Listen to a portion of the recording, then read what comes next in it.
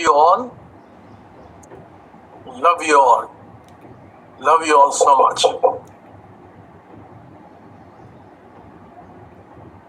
Father Pranam Shri Bhagwan. Bhagwan, there are two families who would like to share their experience in the presence of Bhagwan. Thank you, Bhagwan. Bhagwan, the first person who is going to share is Bhagwan. Srimati Bharati Shanbag, a devoted sevak from Mumbai, has spent 2 decades serving Dharma with unwavering dedication and faith. Her journey is a testament to the transformative power of seva, inspiring countless others to embrace the path of selflessness. I request Bharati ji to unmute and share her experience. Thank you, Bhagwan. Father Pranam Sri Bhagwan. My journey with Sri Bhagwan began 28 years ago, Bhagwan, when a colleague introduced me to them.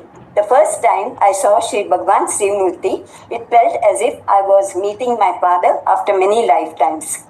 Soon I attended a program where one of the Dasajis said, with Sri Bhagwan in your life, all your paths become clear. And that's exactly what happened. Day by day, I received answers to my inner questions, and Sri Bhagwan guided me through multiple breakthroughs in Iham as well as in Param. I was deeply worried about my son Amit, and he achieved professional success miraculously with your help, Bhagwan. He is now working as a project manager with Citigroup in the UK. My resistance to my daughter's career, that also faded, and today she works with top choreographer Shamak Dawal as a dance educator, performing artist, and assists him as his pan-India school manager. We soon started a center in Mumbai, and where I had the privilege of working with some of the dasas. As Sri Bhagwan beautifully says, Seva changes your programs. I never realized how transformation had begun within me. Dear Lord, Seva has been an integral part of my life since I came to you. Earlier, I would meticulously plan every detail and judge myself if things didn't go as expected. There was a strong sense of doership, but now it has dissolved completely. Today, I see Seva as a part of the divine plan, realizing that free will is an illusion. Everything unfolds as it is meant to be. Seva is truly a bhagya bestowed upon me by you, Bhagwan. Seva has expanded my perspective on people. I used to judge and try to change others, but now I see everyone as if they are running their own program patterns. This has brought deep acceptance and a beautiful flow in my life. Earlier, I held on to emotional pain, but now hurts pass through me effortlessly, or they don't arise at all. I find immense joy in simple things, like watching the morning sun, hearing the birds, or just being persistent. Through Manav Seva, guided by you, Bhagwan, compassion has flowered within me. I feel deep love for underprivileged children, realizing they need unconditional love, the same love which you have bestowed upon me. My husband, Dr. Mohan Shanbag, has become childlike with age. Earlier, I would have judged him, but now I enjoy his innocence without any judgment. As inner conflicts have reduced, there is constant surge of divine energy within me, amazing even those around me. Only practical fears remain. Psychological fears are no more there. This state of absolute peace of Sri Bhagwan's is an ultimate gift to me, Bhagwan. During the state of transfer processes, people around me experience immediate shifts in their states. The power of prayer within me has intensified, and through mass prayer sessions, many devotees have witnessed profound miracles. The first miracle was with my own brother. What happened was he has Parkinsonism, and he has suffered from autonomic nervous disease, because of which he had severe breathlessness and restlessness. I prayed fervently to you, Bhagwan, and miraculously his condition improved. Today, he is in a much healthier state. There are countless such Iham miracles among devotees. It is truly a divine gift from you, Bhagwan, that I am able to serve and help many through prayer and seva. Infinite gratitude to Sri Amma Bhagwan for lovingly holding my family and me in your divine hands. With a heart full of devotion, I bow at your lotus feet, Bhagwan. May I continue my seva with your grace until my last breath. Forever at your lotus feet. Thank you very much, Bhagwan. I love you. Thank you. Thank you, Bhagwan. Bhagwan, I wanted to thank you. My name is Smita. I wanted to thank you because you've always taken care of my teacher who I work with and my parents. So thank you very much. My brother was admitted for breathlessness and this diabetes and this blood pressure increase 2 days before. I prayed and I given Diksha from you only, and within no time, next day he became from ICU to normal ward. He now is fine, Bhagavan, as per your blessing. They removed him from the ventilator also within 2 days. Thank you, Bhagwan. Thank you so much. Love you. Thank you, Bhagwan. I know your family very well. I know all three of you personally. Thank you, Bhagavan. And you are such a great seva. Amazing. I have always been amazed at your seva. Thank you, Bhagavan. At this age, you keep doing seva. So I have no doubts that the other loka, you would have a special place. Thank you, Bhagavan. Thanks a lot, Bhagavan. Thanks a lot. And I have always been amazed with your daughter, because she was the only person when I was about to give a blessing for her. She said, the blessing is for my guru. That was shocking to me, and I was amazed. So she's an amazing person. I've spoken about that to many people. Yes. It's just amazing. So you are an amazing family, and the tremendous seva that you have done will take care of you in this world and in the other world. Thanks, Bhagavan. Thank you, Bhagavan. Thank you. I think you have a son also. Yes, Love you, Bhagwan. Bhagwan. He is not here, Bhagwan, but we'll bring him soon. Yes. We'll also have all the blessings. Thank you, Bhagavan. Your daughter would have great blessings and she'll be a completely fulfilled person. Thank you. Both of you, we'll meet you again in the other world. Okay, thank you. Thank you very much. I want you to know that I know you, all of you personally. Thank you, Bhagavan. Thank you. Love you also. Thank you very much, Bhagwan, all of us. Thank you. Love you. Thank you, Bhagwan. The next family, Bhagwan, Akash Murlidhar Joyce and Ashwin Murlidhar Joyce, both the brothers, Bhagwan. Akash Murlidhar Joyce lives in Lindau, Germany, works as a cloud software architect and product owner in Continental Automotive GmbH.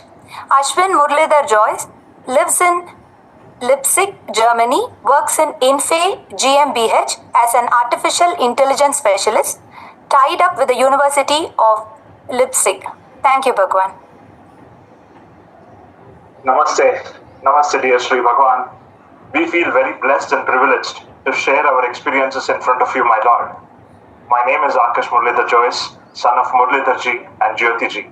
We are originally from Bangalore and I am currently living in Lindau in Germany.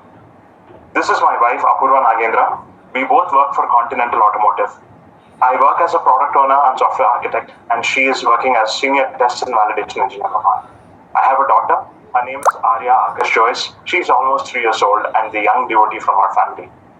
This is my brother Ashwin. He lives in Leipzig, Germany, almost 600 kilometers away from my house. He works in Infi, tied up with the Leipzig University as a software developer specialized in artificial intelligence. And his wife, Anaga Sridhar, she works for SAP as an application developer. We have been in the Dharma for the last 28 years, Bhagwan, since 1997. Even before we could understand the concept of God, you were in our lives. For us, you have always been the most integral part of our family and existence. Sooner or later, we realized it was a supreme power which took in charge of our lives. The power which is guiding us, protecting us, loving us, and improving the standards of our lives by day in all forms. When we got the opportunity to meet Sri Bhagwan personally for the first time in 2002, me and my brother, we sat near your divine lotus feet and were playing with flower petals. We were offering flowers, removing it, offering it again to the divine lotus feet. Back then, we did not realize how blessed and lucky we were to spend such great moments with the Supreme Power Himself. As a student, Bhagwan, I was not one of the brightest kids. I was mostly an average performer in all areas. My parents were often getting very worried, and they prayed to you for the betterment in academics. You were always saying that I'm a champion, and whatever I touch will be gold. Without realizing much, Bhagwan, I started performing very well in academics and was one among the toppers in my branch during engineering. I always wanted to pursue my master's degree, Bhagwan, and in one of the personal darshan's with the Lord, I prayed for the same blessings. All you said was, deal. And you also assured to my parents that your presence is so high in Germany that you would accompany me to Germany. Of course, when I came to Germany, there were challenging moments, academically, socially, and technically, financially as well. But everything was solved in great light speed, and you would not let any kind of harm touch me. Even during my master thesis, Bhagwan, I would explain the topic in detail to the Srimurti in my house, and you would then come to me in the dream with the solution. This is how I could finish my master thesis with flying colors. In my company today, Bhagwan, I am referred to as a troubleshooter. Any big problem which needs faster solution, they contact me and put me in the task force to get the work done as soon as possible. My manager often refers to me as golden hand with solution. Very less he knows that it is not me, but my Supreme Lord doing things on my behalf. Thanks a lot for this, Bhagwan. With respect to Param, my inner state, there is always great clarity in what I am doing, Bhagwan. There is no justification for the actions.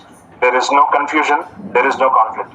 This has helped me be as efficient as possible and focused in my personal life as well as professional life. There is great sense of gratitude, Bhagwan, which is flowing without any effort. Gratitude towards you, towards my parents, towards nature, and everything else for keeping me so well and stable. This is an automatic state. It is just there always. You usually come in my dreams and communicate a lot of things. Most of them are some kind of mystic experiences. Big thank you for it, Bhagwan. I want to also talk about the Soma miracle which happens. We keep a water bottle in front of the Srimurti. After we finish the prayer, the water starts smelling like tirtha, even in temples. It has very strong essence, and this happens every day. Thanks a lot for all the wonders you have done in our lives. Forever grateful and always at your lotus feet, dear Sri Bhagwan. Bhagwan, now my brother will share his experiences. Namaste, dear Sri Bhagwan. I have always considered you and Sri Amma as my grandparents.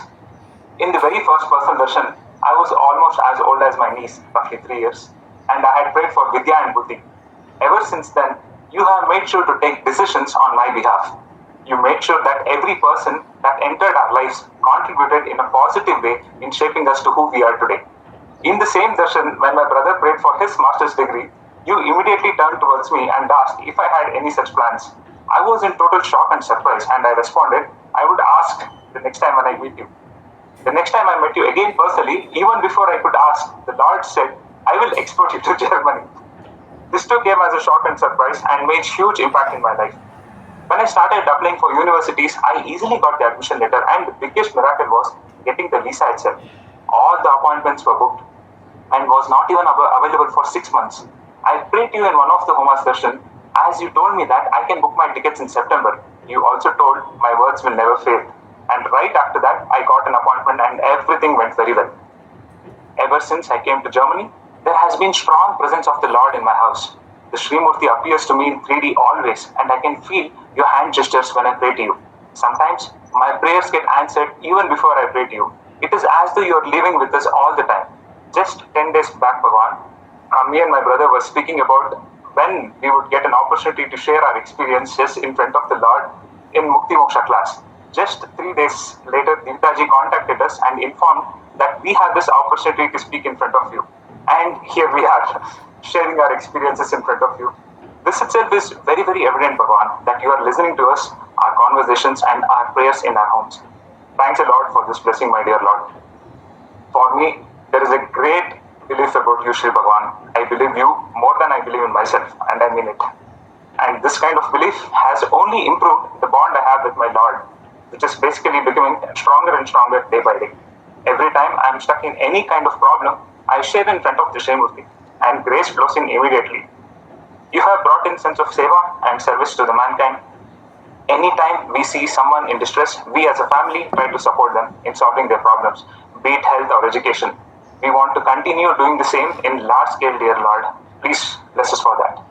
There is an undisturbed focus and clarity which makes my decision making stern and positive. Because of reduced distraction, I can work continuously without getting tired. Sometimes I'm also able to work for long hours, straight with no stress and no quality compromise. Thank you for keeping our lives so comfortable and successful. Thank you for guiding us spiritually, academically, technically, and personally. You are nothing but our strong, rock solid source of strength, which we are heavily dependent upon. We cannot exist without you. Humble pranams to you, dear Shri Bhagwan. Bhagwan, my brother has some last few words to tell you this. Dear Shri Bhagwan, we all want to live together in the same house as a joint happy family, as Shri Bhagwan emphasizes the values of Vasudhaiva Kutumba. Please make that happen. Yes. My brother and I, Bhagwan, we are working on a very big launch in the next 1 to 2 months. We need your complete blessings and grace. I will come and explain everything in detail when I come to meet you personally next time. Hopefully soon. We are waiting for your dates. Big thank you for answering all our prayers and making our dreams come true. Thank you for being our guardian angel. We love you a lot. Anant Koti Dhanyavad and humble pranams to you, my Lord.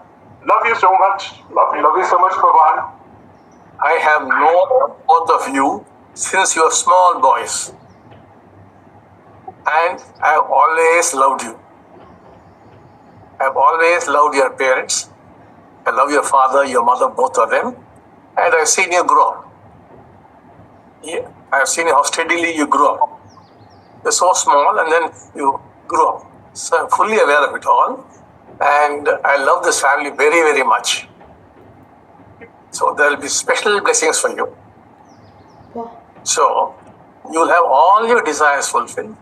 You could very well know that Amma Bhagwan are all the time with you. Whether it's Germany or any other part of the world, we'll always be with you. So a great future awaits you. You'll see how that unravels itself. I want you to know that we love you so much. Now, by extension, we love also your wives. Thank you. Thank you, Bhagwan. A full blessing for all of you. Thank you. Love you. Thank you, Shri Bhagwan. Bhagwan, we would like to share a miracle video with the Lord Bhagwan. Thank you, Bhagwan.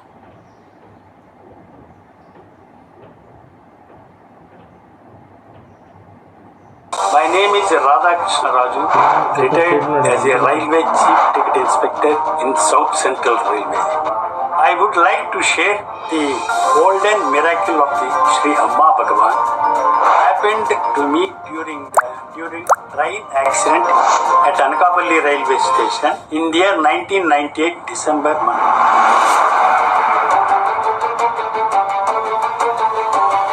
And I could only see death in front of me.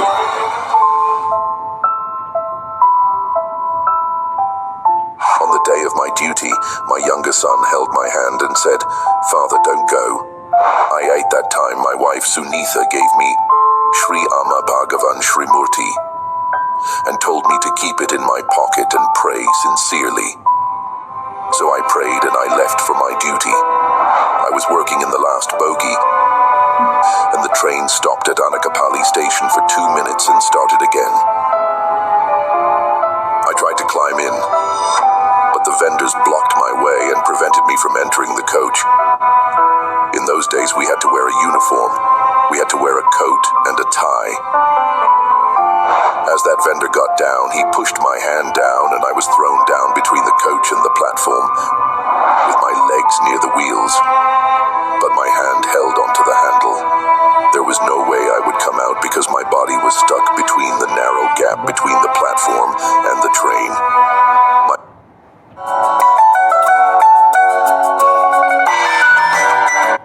My body was getting crushed between the train and the platform. My body got damaged. I could not bear the suffering. I began to realize I would not survive. Before I could get one more word out of my mouth, I felt one of my legs give way and an enormous force sucked me underneath. silent thunder of the wheels as they rolled on. God, I would never forget in a lifetime. I could only see death in front of me. I don't want to die. I found myself repeating over and over. My children are so young and tender. My wife cannot live without me. What will happen to them if I'm gone? I want to live for them. In total surrender, I prayed from the depths of my heart, Shri Amma Bhagavan, please save me. Suddenly, for a frozen moment as the train sped by, I saw an ethereal vision appear in front of me. The small Shri Murthy Bhagavan magnificences 100 times. And then, Shri Amma Bhagavan flashed before my eyes. Bhagavan came smiling before me and stretched out his two hands. My Bhagavan, with all smiles, simply lifted me out and put me on the platform. My pant had been stripped off by the running wheels, only coat and tie. My legs, to mention specifically, had minor injuries. Only minor injuries. At that moment I knew with full conviction it was none other than the compassionate Shri Amma Bhagavan who had saved me. I looked up and cried, overwhelmed with gratitude. Who else could show such grace? If today I am sitting before you and talking like this, it is all Amma Bhagavan's grace. To this day, the vision of Shri Bhagavan as I saw him underneath the train remains forever etched in my heart. I am recounting it to you. This is no ordinary miracle. To be under a train and to become pulp, in such a situation there can be no life. If he had not gifted me this life, I would have been cut to pieces. One great special fact is that I always keep my Amma Bhagavan Shri Murthy in my pocket. Today I have no fear of death, for I have no doubt whatsoever that my Bhagavan who protected me underneath the train would protect me always.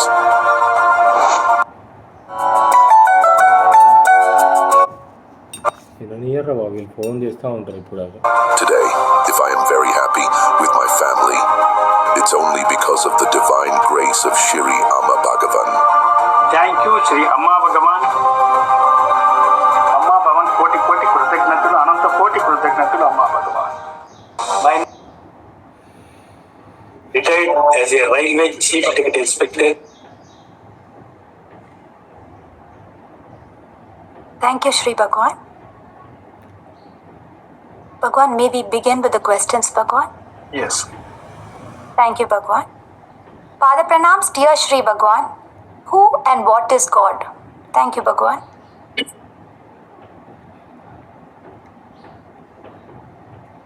A lot of people have this question. Who is God? What is God? I'll try to answer as simply as possible. Will not go into great depth. That would need a lot of time and it would be too much of a burden on you. So I'll keep it simple. All that is God. And now, in this all that is, what is there are infinite things are there. So many lokas are there. So many beings are there. Many things are happening. That is the all that is. And everything is vibrating. Whole universe is vibrating. All things in the universe are vibrating. The key is vibration. Now, you are like a small component there. And if you want to be in touch with something, you must vibrate at a particular frequency. And if anything else would match that frequency, that would be your experience. But similarly, what is God to you depends on your vibration, depends on your vibratory frequency. Now, for example, you could see some energy or some source or some light or some power, depending upon how you are vibrating. And you might feel that that source is very kind, compassionate, merciful, helpful. He could see all that.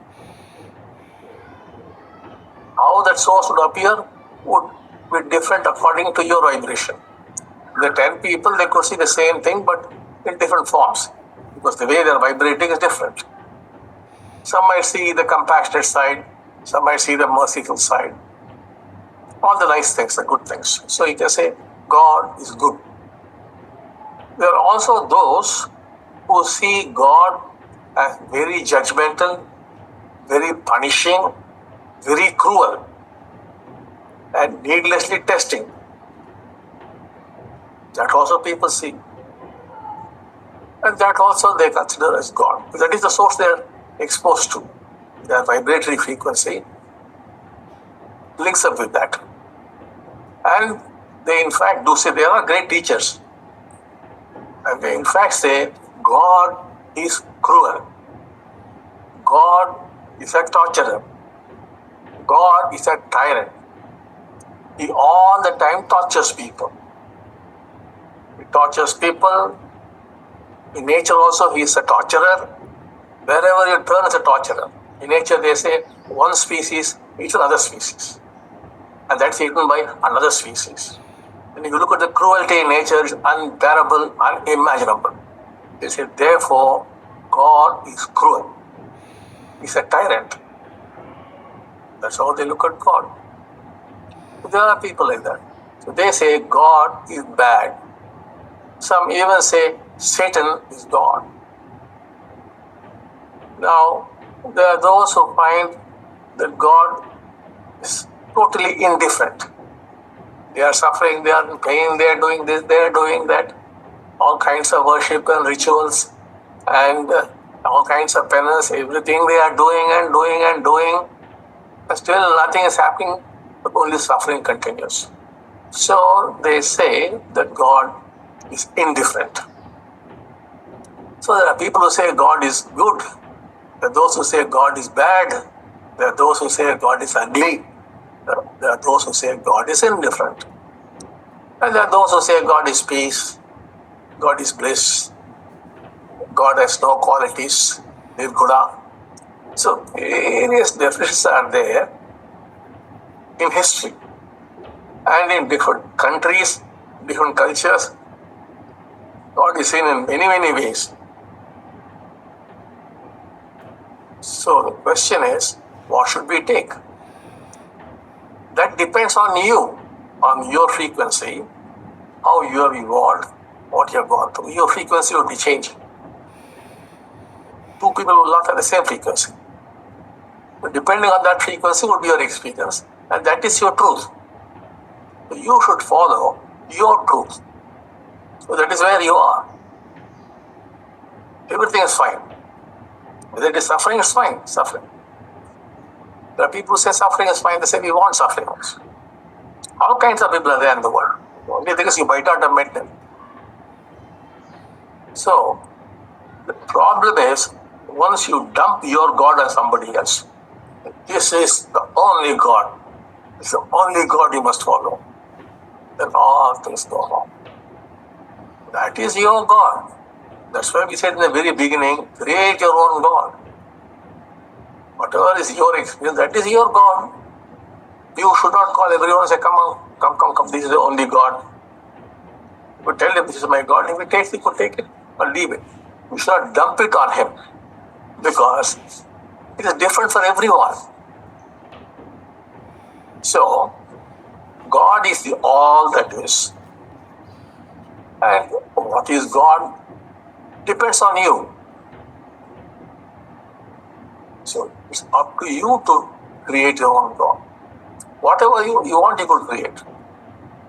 You could create a cruel God who might ask you to sacrifice yourself. Yeah. You might very well say, jump off from the top floor and die. And the thing could happen. But that is the beauty of the universe. There's no single God out there who's controlling the universe. The universe is there, but many things are there in it.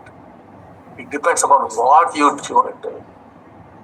If you go into spiritual history, you'll find many, many, many gods. in many, many different cultures. Some you might like, some you might not like.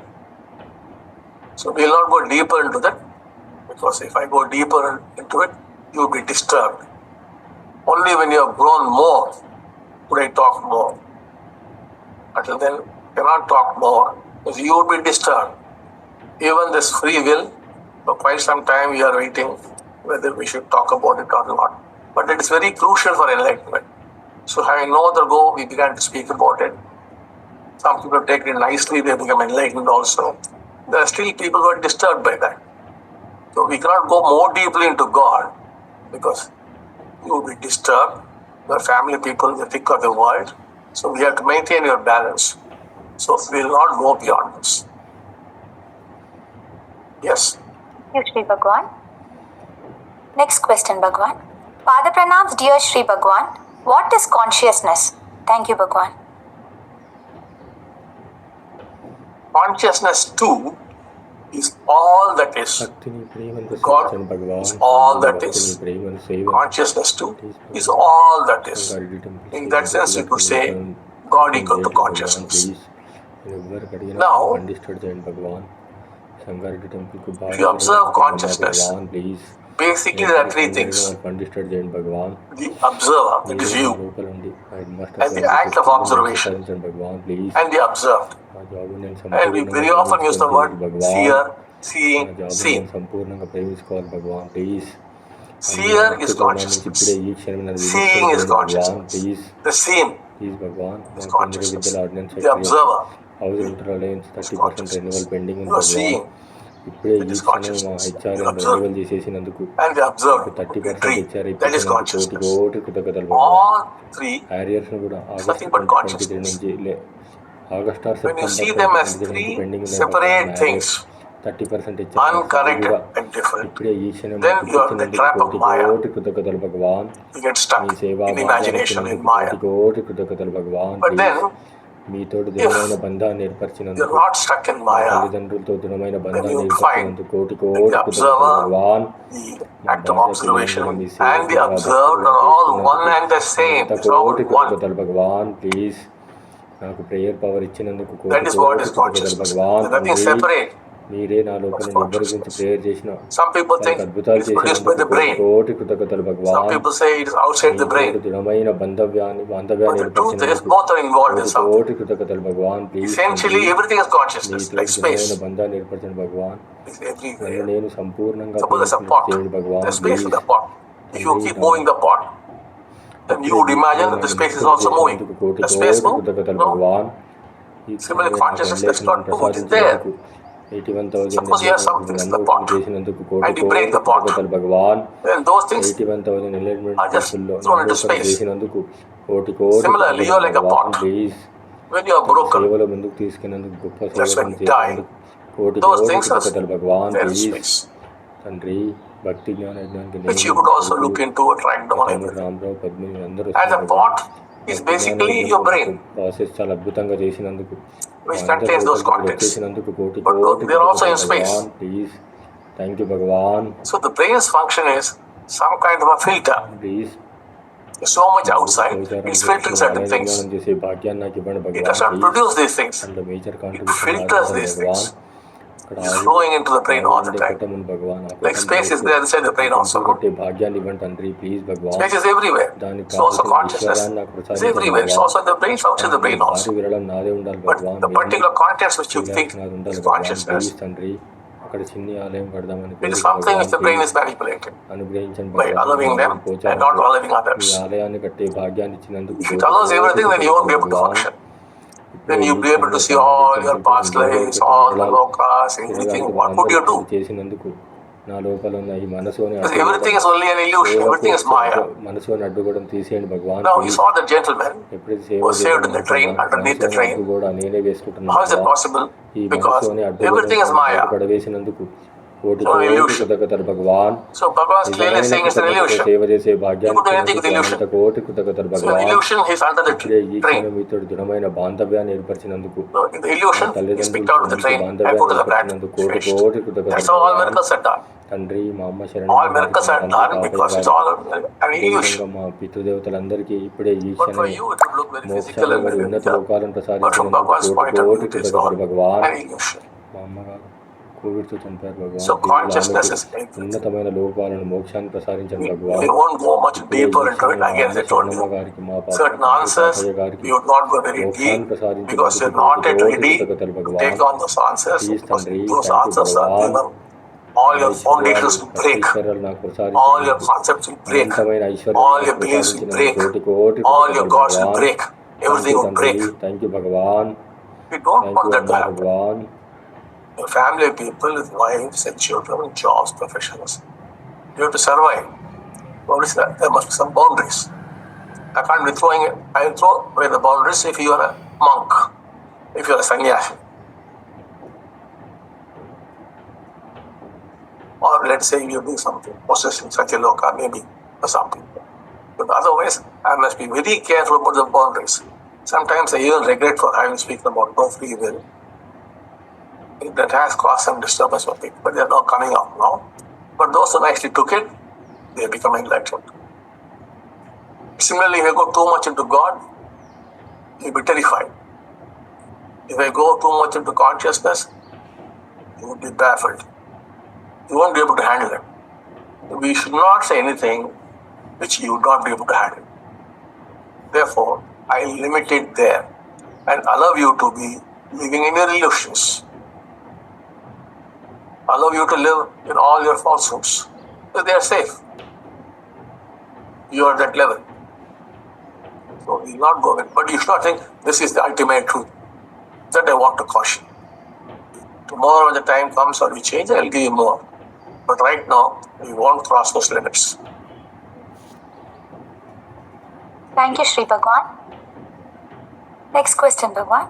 Pada Pranams, my dear Shri Bhagwan. Ananda that we are transferring to people, by giving it once, does the person's state seem to have changed, or do I have to give it again and again? How do we know that the person's state is changing? Thank you, Shri Bhagwan. Some people who change in one transfer. There are examples for that. There are many people like that. There are some people for whom you might have to be transferring 100 times, then you'll see some change. So people are not the same, they are different.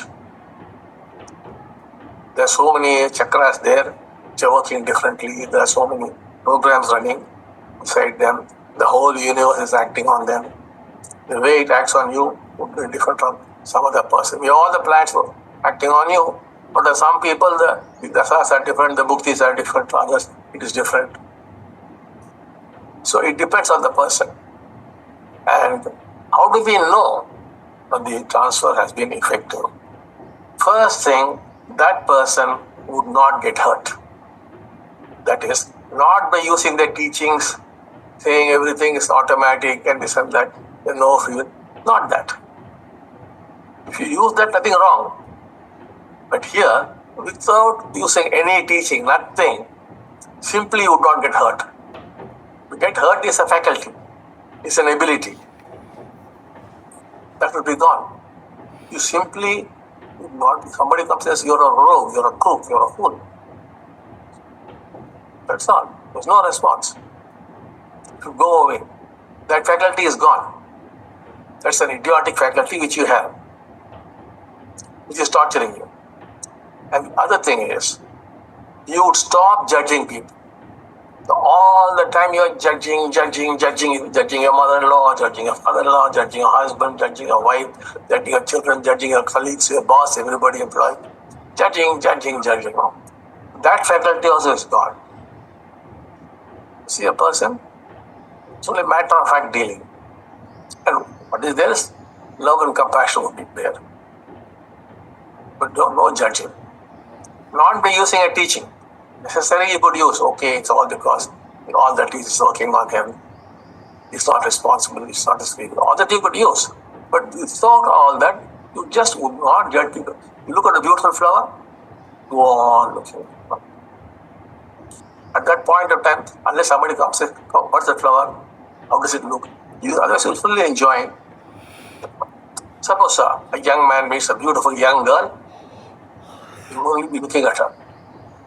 I actually seen my own eyes physically, somebody in a big city, I actually saw a very beautiful woman was walking, and the other man was walking with his head looking at her. I was shocked. There could be an accident any time. Looking at the woman is walking backwards. Now, would he be able to answer anything if you go and ask him? Just looking at the woman and walking behind him. Something like in the Ramanuja did before the transition. So at that time, just look. That's all. Similarly, you just look at people, that's all. Not all the stories.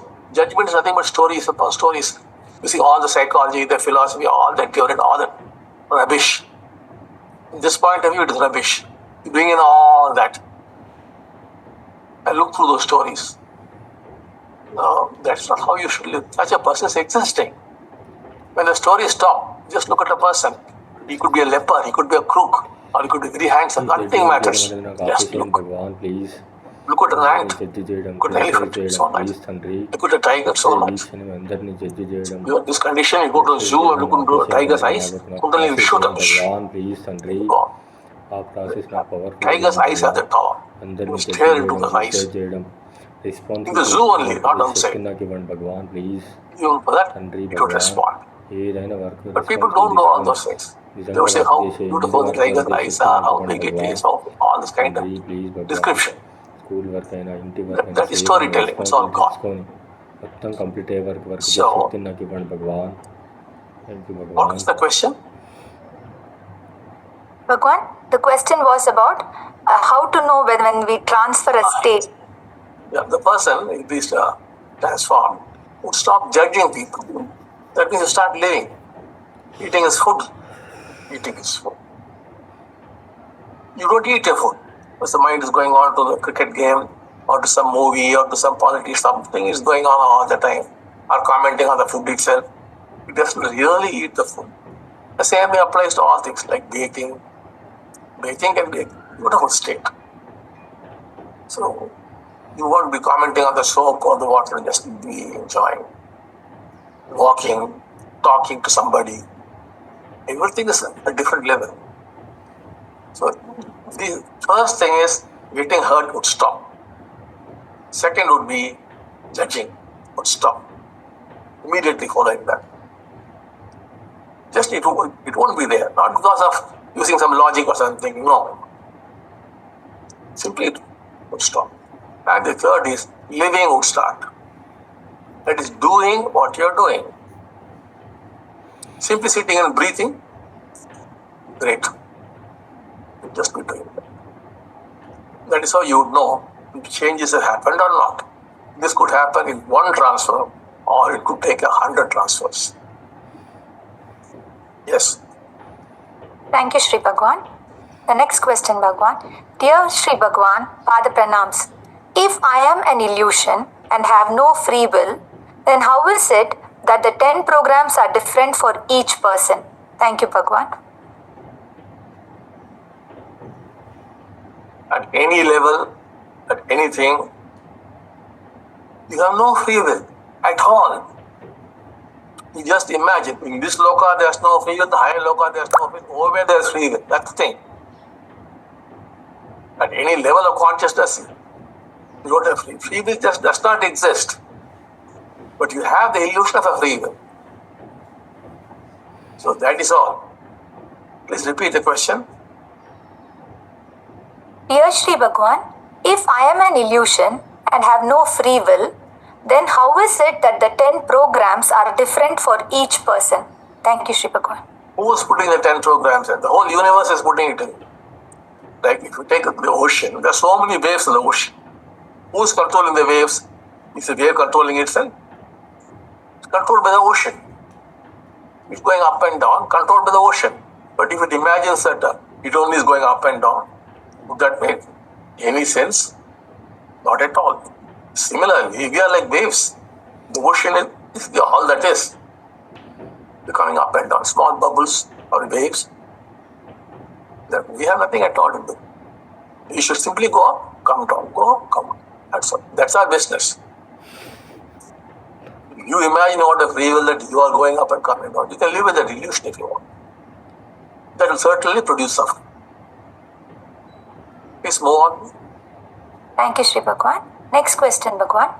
Pada Pranams, dear Shri Bhagwan. How does choice differ from free will?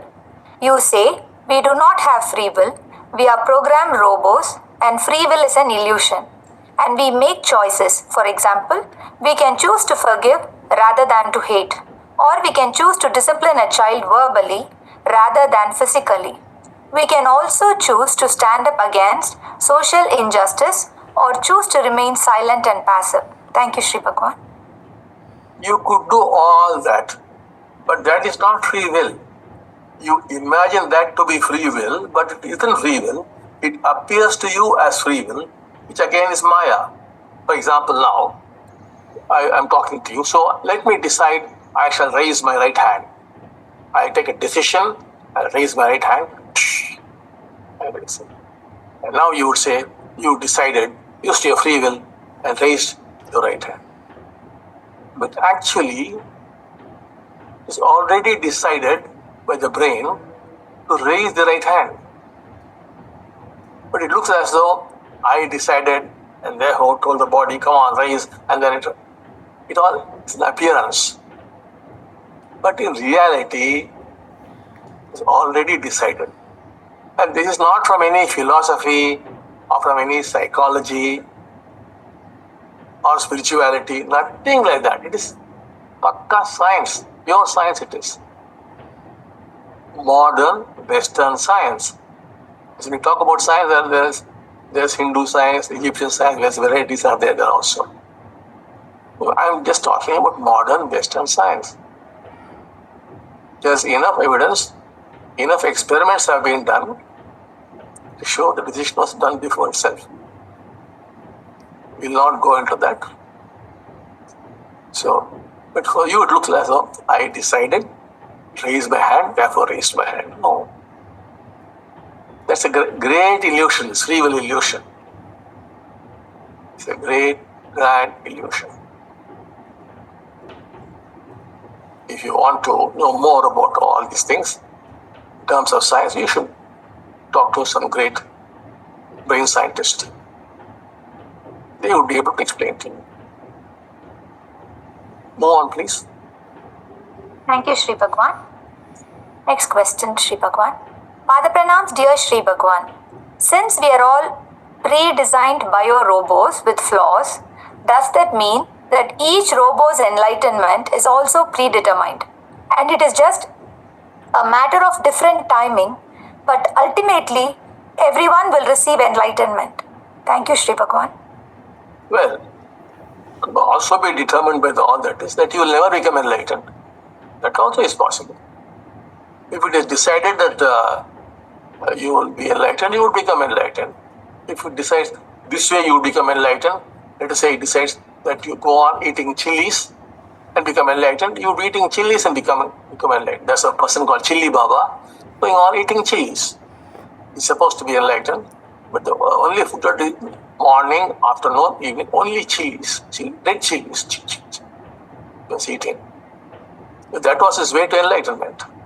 And there's one gentleman in Chennai who breakfast, lunch and dinner, he gets tube lights, orders them, and eats tube lights in great state. That was his way. So all that is decided by the universe. All that is, and some could be, no, he will not become enlightened. He will not become enlightened. You have no role to play. The actor must go according to the director, that's all. Otherwise he'll be sacked. Same thing here. Either you play according to the will of the all that is, or you be destroyed. You could be completely annihilated, all the components removed. What you must know is, there's no free will. Ramana Maharshi would always say, what will happen, will happen. What would not happen, would not happen. He was Lord Su, same thing. He was Buddha, the same thing. That we should do this, that, it's okay. That's how it will appear to us. But in fact, everything is being made to happen. Enlightened people can see that very clearly. Unenlightened, very difficult for them to see. Thank you, Shri Bhagwan. Next question, Bhagwan. Pada Pranams, dear Shri Bhagwan. Could you please explain more about the meaning of "you are not there"? Thank you, Shri Bhagwan. See, just like free will, you think there's a free will, but there's no free will. You imagine that you are there, but you are not there at all.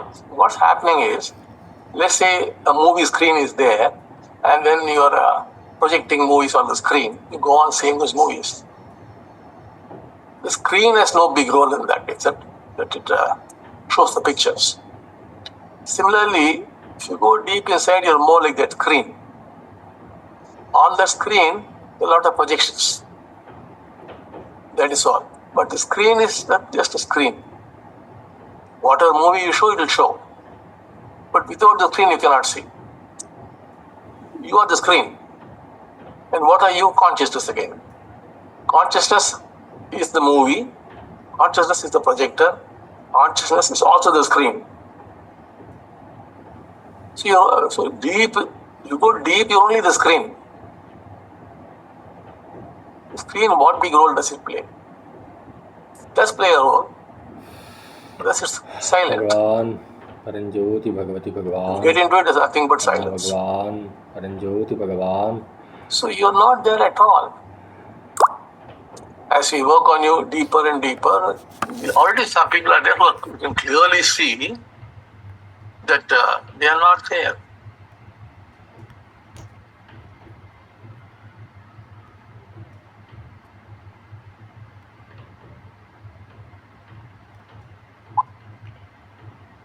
It's not there.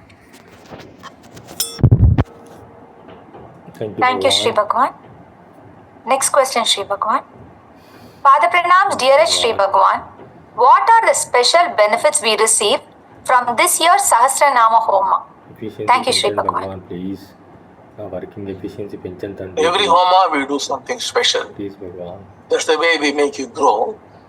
So this time the focus would be on your experiencing the presence. Once you start experiencing the presence, we could move faster. So we will take you deeper into the presence. Being in the present is one thing.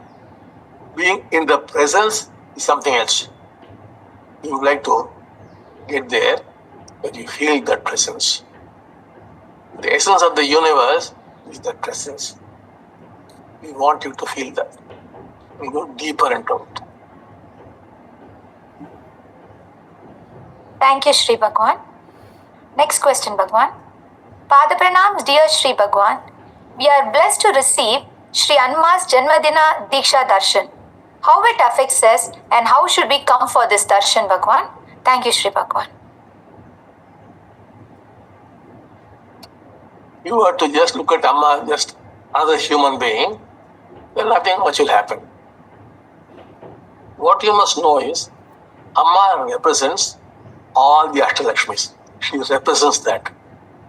And then, if you want, you must know that. And depending on what you want, you would get that.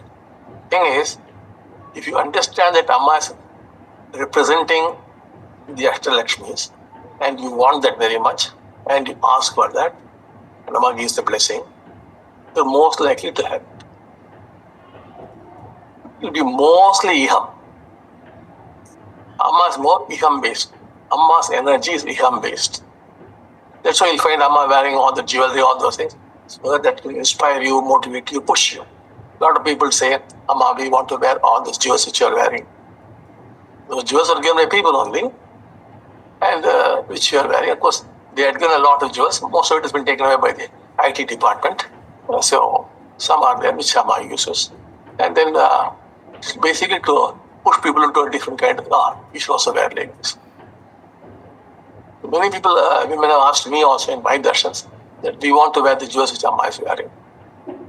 That's the reason why, because she's representing Ashtalakshmis, all this jewelry is being worn. And otherwise, Amma is a very, very simple person. She cooks her own food takes nobody's help. But she represents these people, and those who know that, they have received enormous benefits. And in Param, she'll be basically handling mostly Iham, but two things in Param she'll be handling. That is, not getting hurt. Not through any teaching or anything like that. Simply, you won't get hurt. Similarly, you will stop judging people. That all. It will happen automatically. Some changes will happen in you, whereby you won't judge people. So this is what you would get in a Mahardarshan. Move on. Thank you, Shri Bhagwan. Father Pranams, dear Shri Bhagwan, will staying with the waters work for creating a bond with Shri Amma Bhagwan, or praying or chanting Shri Paramjyoti Moola Mantra, which will work very effectively, Bhagwan? Please guide us, Bhagwan. Thank you, Shri Amma Bhagwan. These things would work differently for different people. You must find out what really works for you. Thank you, Shri Bhagwan. Father Pranams, dear Shri Bhagwan, all my prayers related to others' well-beings are answered. But why aren't my prayers for myself left unanswered, Bhagwan? Thank you, Shri Bhagwan. That is simple. Their karma is different, so it's being answered. Your karma is different, therefore it is not being answered. Thank you, Shri Bhagwan. Father Pranams, dear Shri Bhagwan, what is the difference between Bhakti and Mukti? Thank you, Shri Bhagwan. Mukti is simply you not getting hurt at its basic level, or the inner dialogue stopping. That is Mukti. Now, Bhakti is some kind of a personal bond with the Lord. For that, the best thing would be to go through the poems of the Alvars. How they say, Mukti Venda in Tamil. No? You don't want. So the question is, whether you want to follow Adi Shankara or whether you want to follow Ramanuja. Now, there was a debate between Adi Shankara follower and Ramanuja those days. So this Adi Shankara follower came with the bullock carts, lots of books stored, and they had a debate. The debate, Ramanuja lost. Adi Shankara's follower won. Always the Advaitan will win the argument. So he won. Ramanuja was defeated. Ramanuja stands for Bhakti and he for Mukti. And then finally, that Advaitan who won, he came and fell at Ramanuja's feet. He said, never mind, I have won and you are lost. Please give me what you have got. Please give me what you have got. And he became a follower of Ramanuja. There's a question of what is nice, either to be in a state of mukti or to be in a state of bond with the Lord. That again depends on you. Christ, for example, he was well aware of Buddhist teachings. There are certain teachings of Christ, which if you see, you will find is well aware of Buddhism. But then what was he about? It's all about bhakti. So it depends on people. The same thing like you have with the Namdev and Jnandev, no? Bhakti, Mukti. So if you want to be a Bhakta, it's okay. If you want to be a Mukta, you only want that, that's fine. It depends on you. It's a question of whether you want to be a Buddhist or a Christian, or follow Ramanuja or Adi Shankara. It is found everywhere in the world. These things, many more things are there. There's a lot of choice. It depends on you. Thank you, Shri Bhagwan. Father Pranams, dear Shri Bhagwan, please tell us about the significance of Tuesday's Swarna Yugam programs and the role of devotees in this program. Thank you, Shri Bhagwan. See, the devotees play a very important role. That is the 81,000 you're talking about. That is to build up a certain number of people who are in those states and who are able to pray for that state to be transformed by Paranjyoti. So one is they must be in that state. And then they must have the power of prayer. That's the second thing. The third thing is they must actually pray. Now, let us say, if it is generally less than 30 people, the transfer will not be so effective. But as a principle, minimum is 3. Below 3, it just won't happen. In the 3, the power is 9. There's 4, power is 16. The square of the number. But actually, in this horrible world, to make it effective, you need 30 people. That is 900 people transferring. Only 30 people are there, but the power is 30 into 30. When they pray powerfully, then Paranjyoti will transfer. The Paranjyoti needs a connection with the person who's there.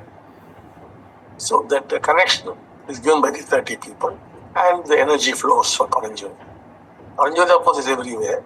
And generally, when you do the Vishwaguru program in the temple or the Swarnayagam program, Paranjyoti becomes that idol there, that god or goddess. And from there the power flows. And then the person, we correctly receives it, and then we get transformed. It's almost immediate. So the role of the devotees is to transform the world, not making him into our follower. If he is a Christian, he would discover his Christian truth. Some Muslim, he would discover his Islamic truth.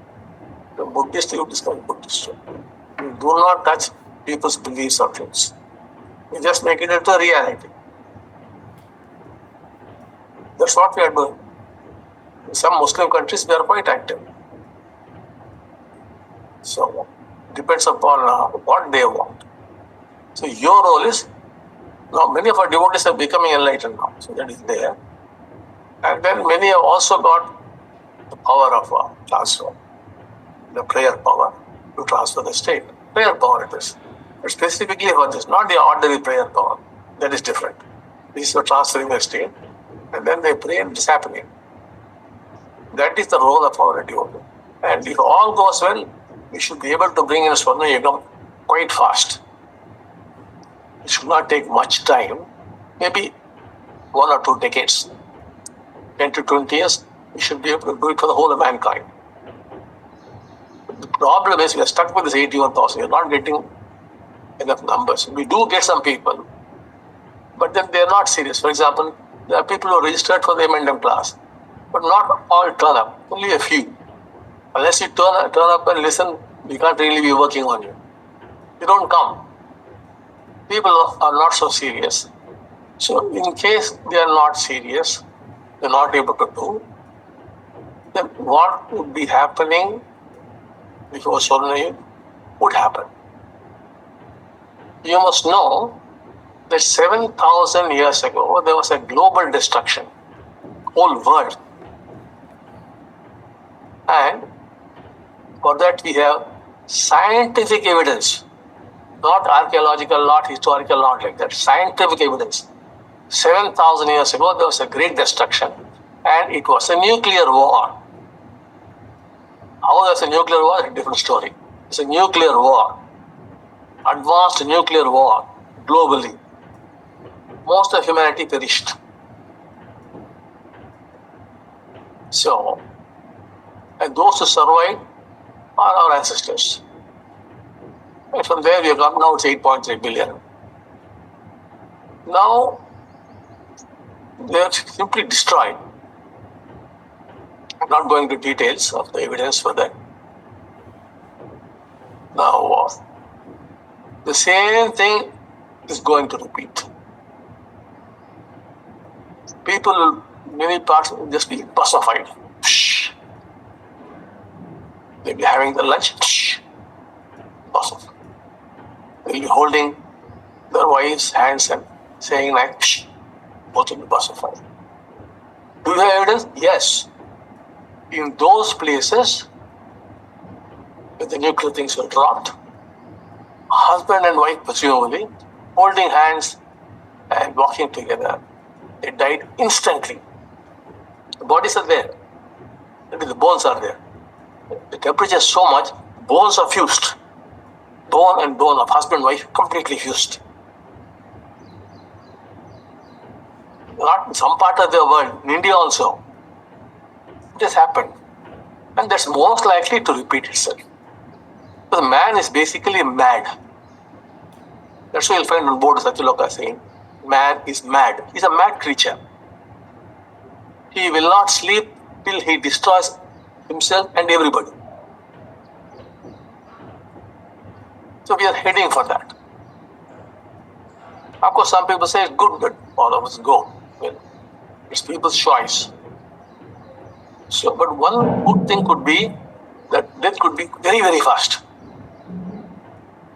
But then you could be vaporized, or your bone, your flesh will disappear, bone and bone will fuse, all these kind of things.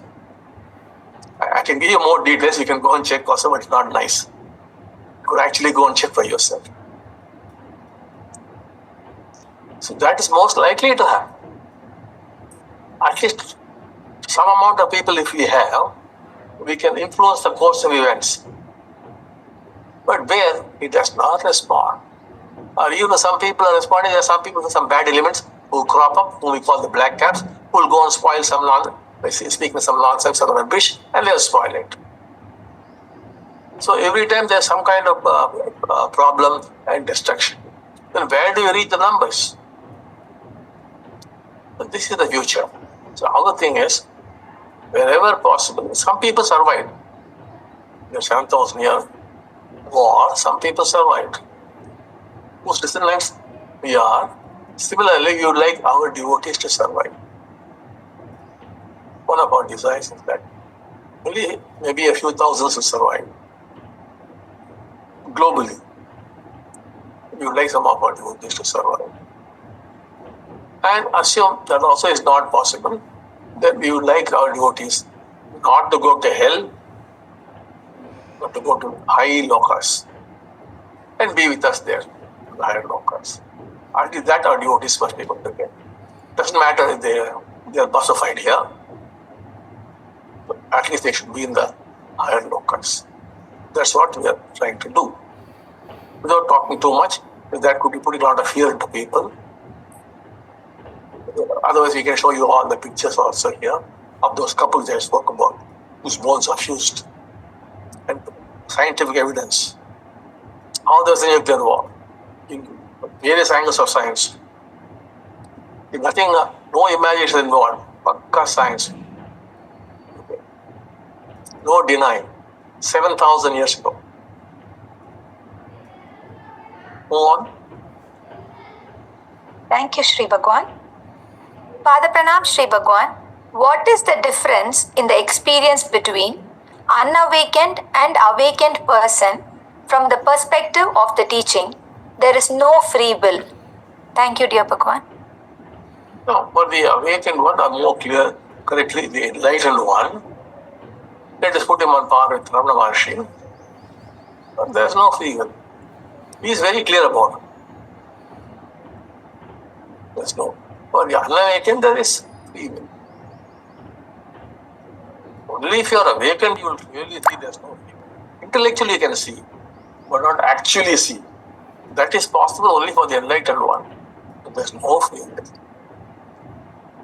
You are not enlightened, intellectually you could understand, but you see, there is free will. Because you are stuck in Maya, no?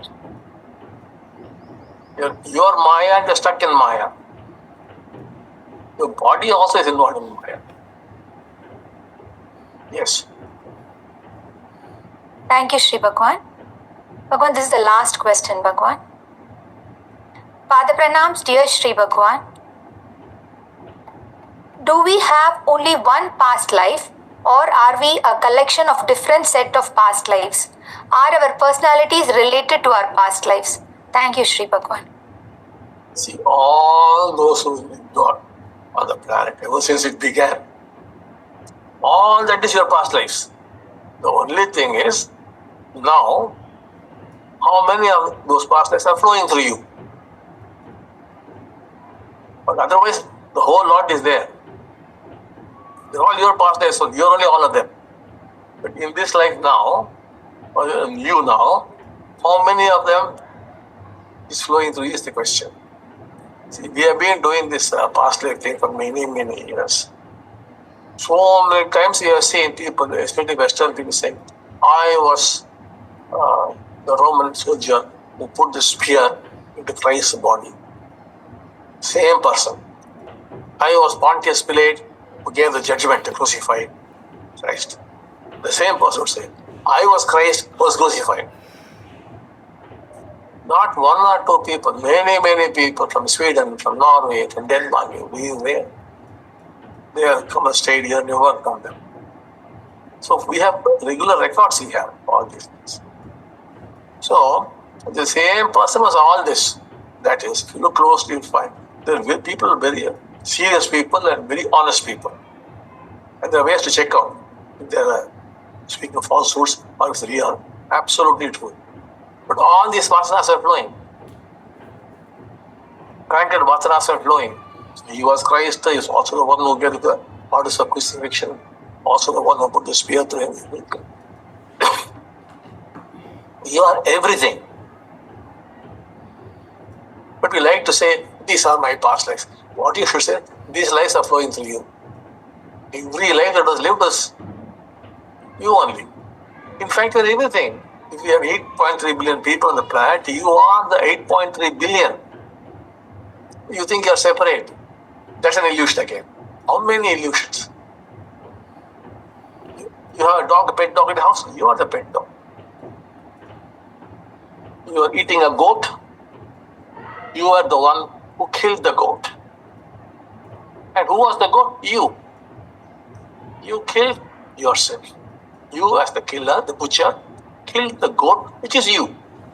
And who is the one who ate the goat? You. You killed yourself and you ate yourself. That is the actual truth. But as long as you don't realize it, it's a different story. But when you do realize, it becomes very difficult. Really, if it is there, it's very difficult for you. So you are the ant which you are walking on and crushing. You are the plant. You crushed yourself. You ate yourself. You slapped somebody. You slapped yourself. None other than you exists. You are the all that exists. But then if you can clearly see, there's no drama. Only if you see you are different from the other, there's some drama. Yes, so you stop with that, and today's process would be to fill you with the presence. That's what we will be trying to do. Love you all. Love you so much. Thank you, Bhagavan. Thank you, Tandri. Thank you, Shri Bhagwan. Pada Pranams, Bhagwan. Thank you, Bhagavan.